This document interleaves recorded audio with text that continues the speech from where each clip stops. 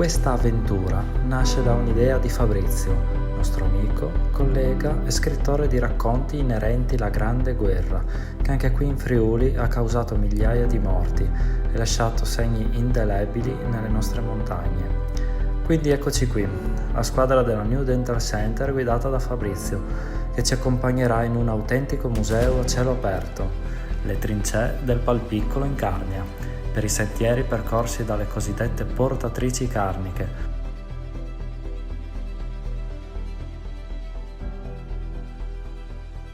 La nostra escursione comincia da Passo Montecroce Carnico, dove lasceremo l'auto.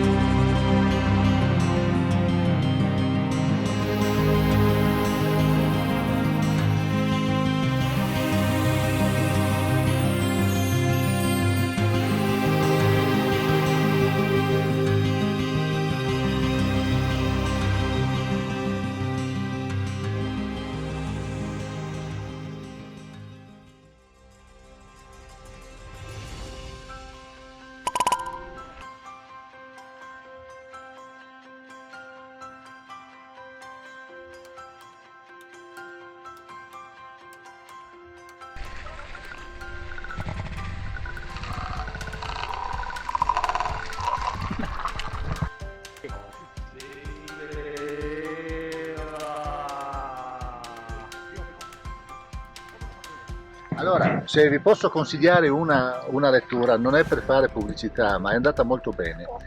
Sul sentiero delle portatrici carniche, è una guida didattica per chi vuol conoscere la Carnia, ma soprattutto il ruolo che hanno avuto queste donne, queste tenaci donne, queste donne che non si sono tirate indietro, che per amore hanno messo a disposizione la loro gerla per portare rifornimenti in prima linea durante la Grande Guerra nella zona Carnia. Ecco, è una lettura che consiglio a tutti prima di cominciare qualche escursione. Ciao a tutti!